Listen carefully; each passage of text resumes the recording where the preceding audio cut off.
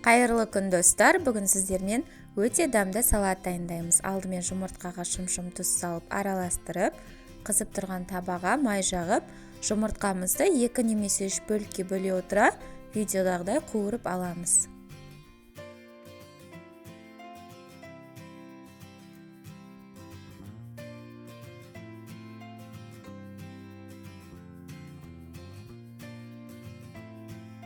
Бізге қажетті ингредиенттерді видеода көрсетілгендей тураймыз.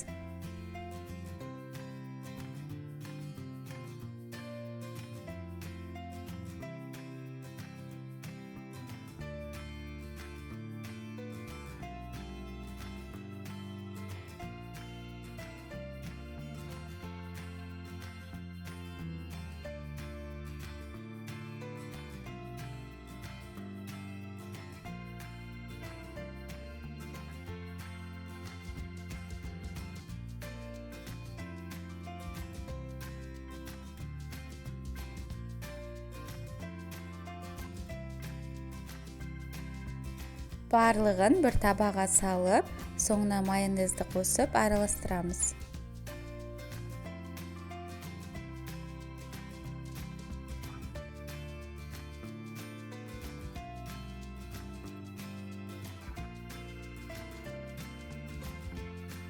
Соңынан бетіне чечил сырын қоямыз. Салатымыз дайын. Сіздермен бірге болған Балзия ас болсын.